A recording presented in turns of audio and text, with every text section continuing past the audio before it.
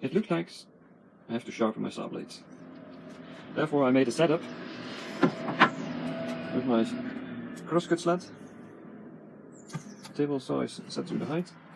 I use the diamond file, put it here in between. Both sides have stops. So there's a restricted movement. I push the blade against the file and make some strokes. And come to the next.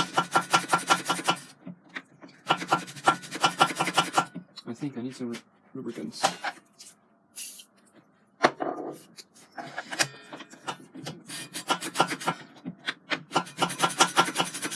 And I repeat it till I'm done.